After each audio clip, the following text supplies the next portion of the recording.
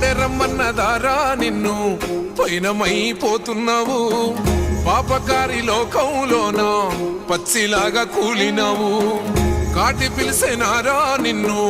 కదలకుండా పడి ఉన్నావు ప్రాణమైన అమ్మా నాన్నను కాదనెళ్ళిపోతున్నావు